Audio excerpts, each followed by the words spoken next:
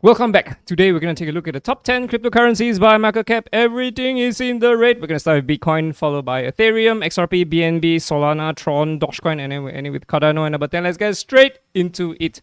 Bitcoin against USD. So Bitcoin has officially broke the skinny pink line. So for me, Bitcoin is already in a bearish trend, which means that BTC very likely will be clearing all of these classes of cells, absolutely all of this.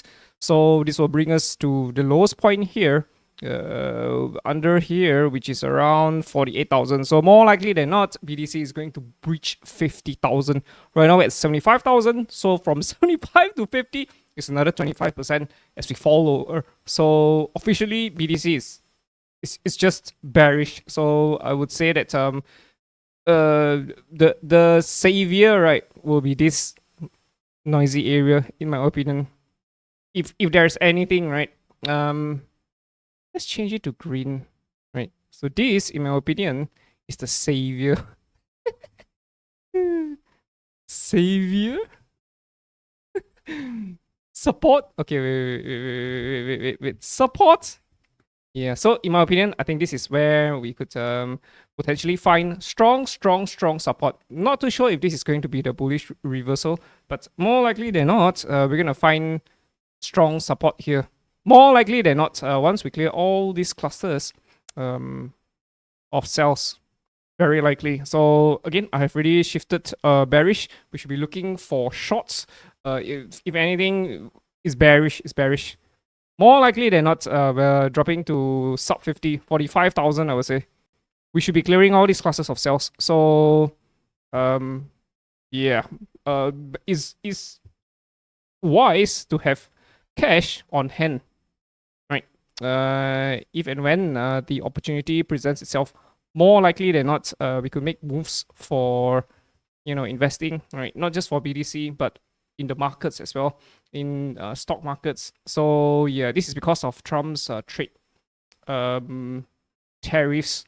Again, I still think that it's bearish and there's much more downside to come, right? Even if, let's say, for example, all of the countries were to eliminate tariffs with US, right? I still think there's something else that's going to happen. There will still be another narrative to pull the price lower, because I still think that we're going to be clearing all of these classes of cells. But that being said, we don't have any hard targets for BTC. For others, yes, we do have hard targets. But for BTC, no, there's no hard target. So for BTC, yeah, we fear that FBTC may not form a squeeze here. That's the biggest fear. If we were to take out these lows, oh boy, that's bad. That's just very bad. More likely than not, we're going to go down to 0.012. Sub 0.012, I would say. So it's very important in the interest of Ethereum technically to stay above this low. We were anticipating these lows to be taken out, and it's already been taken out. And again, we're very close to this low. So if FBTC takes this out, we're going much lower. So the hope is for FBTC to start going sideways and potentially start curving back up. ETH against USD. Here we are for ETH. ETH is down, is super down. We are anticipating a wave C. We're very close, in my opinion, to where an entry may appear for Ethereum.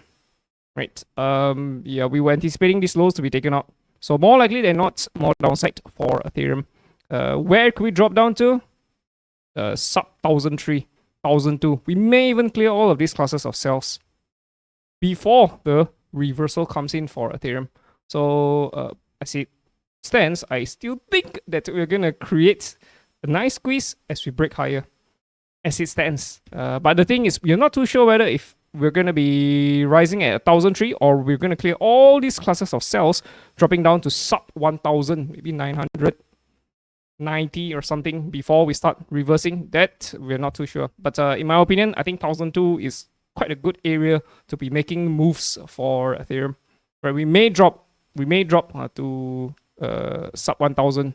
So again, even for Ethereum, there's just not much clear targets. So yeah, we're just anticipating strong support if and when it breaks. If it does break 1,000, right? It's also very important. It's imperative that Ethereum does not take out these lows at about 880. We cannot take out these lows because the moment we take it out, potentially Ethereum could be heading much lower. I hope not. I hope that there's a repeat of this happening. Right, we were very, very close, and there was a noisy area over here, very small. And then strong support came in to push the price higher. So we are hoping for the strong support to come in. Again, you would know once you see the price starts rising. This is not significant yet. We should be seeing this kind of a move, right? It should be at least the Burj Khalifa type of a move, right? These are all Burj Khalifas, Burj here, Burj.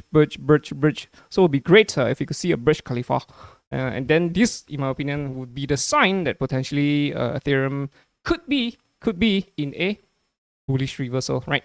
So yeah, but if BTC were to drop to its level that we're anticipating, which means that let's say for example we drop here, right? This would be another 40%. Can Ethereum take another 40% towards the downside? What's 40% for Ethereum, right? 40% will be beyond these lows. So there is that danger as well. So eyes should always be on BTC as well. So we want to be very, very careful. It doesn't matter if we are late a little bit. Even if we were to take out all of these lows, right? And the rally comes in, we can always get in at a retrace at a wave 2 as we take a right for a 3, 4, and a 5. Something like that. So yeah, I'm going to assume that this is a 1, down for a 2. Up for a 3, down for a 4, and a 5, right? This is a higher high. So I'm going to assume this is a 1, 2, 3, 4, 5. It's not so obvious, but it's still a 1, 2, 3, 4, 5, and a wave B, right? As it is encompassed by these two support and resistance. Anyway, I still think that more likely than not, 1002, we should see strong support. If we were to break sub 1000, there will more likely than not be a very quick push back towards beyond 1000. So that's my take for Ethereum, right?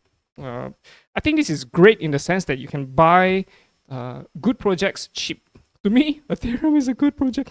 XRP against BTC, we are not doing too bad, to be honest. This looks to me like a potential squeeze heading higher, but of course, BTC is down. It will be wise to wait for clear bullish reversals first. XRP against USD is still in a bullish trend. We're still anticipating $6 to be hit. Sure, we're coming down more likely than not for a consolidation before the breakout comes for XRP. I still think that XRP is going to hit higher to $6 eventually. It's the only thing is that I think we're going to drop lower first to retest the support, right? Probably to sub $1 before reversing back up right now. But for XRP, there's just no clear, high quality tradable chart patterns. You may argue that this is a mountain range. Sure, you can draw a support line across, and we've sliced through it. I would expect continuation down to take out all these classes of cells here at 128. So yeah, we're probably gonna find support at around 113, in my opinion. Of course, we could drop to $1 first before reversing back up. BNB is still solid. BNB is still very strong, but I don't think BNB is going to last that long. If BTC continues its trajectory down from 70 to 65 to 60 to 55 to 50 to 45, it's going to pull BNB BTC. So we've been anticipating this lower low for some time. We still think that this is possible, right? This would be ideal in our opinion. BNB against USD, we have a clear target out of the oven at 310. We still think that we're going to drop to this area, right? This is more likely than not where we are going to be finding support, in my opinion. So strong support.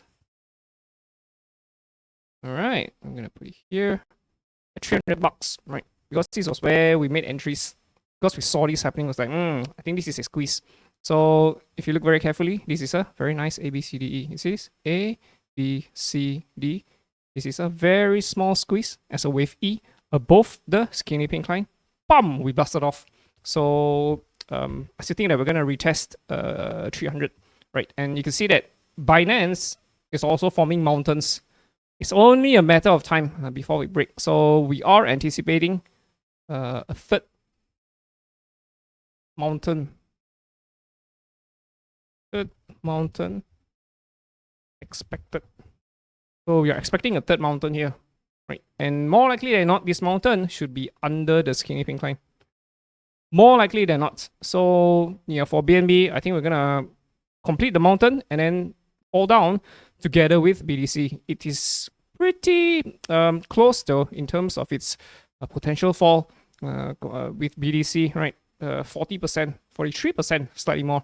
We might even go beyond here, but I'm gonna expect strong support at around $300. So yeah, that's my take for BNB. I still think that BNB has a bright future. I think more likely than not, BNB should be squeezing to break 1,000 eventually. We were at $800.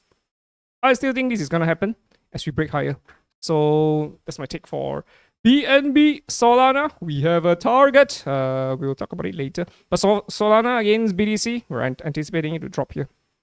Right, more likely than not, we're gonna clear these classes ourselves. Right, dropping to potentially sub 7,000. Right now we're at 12,000. So yeah, this is not good. More likely than not, more downside for Sol BDC against USD. Ta-da! Target fresh out of the oven at $51. So right now we're at 97. So this is potentially another 46%, 47%.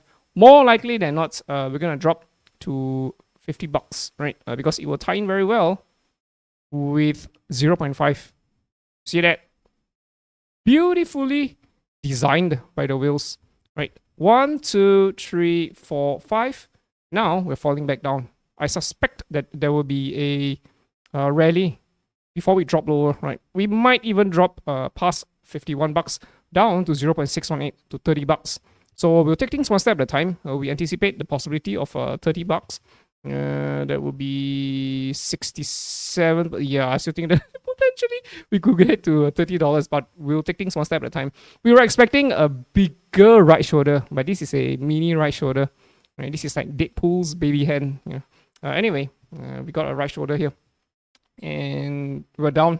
So yeah, there could be rallies though. There could be strong rallies as well as we head higher. But it's very, very important that this particular top remains intact. Because the moment we take out this top, potentially we could be heading higher. Right? We could do something like this and continue higher. We should invalidate this target. But no, I don't think so. I think more likely than not we're going to drop because BDC is also past the skinny pink line. So $51, more likely than not, we're going to hit. There's another target at $30, so we'll take things one step at a time. But Solana, more likely than not, is going to drop much lower.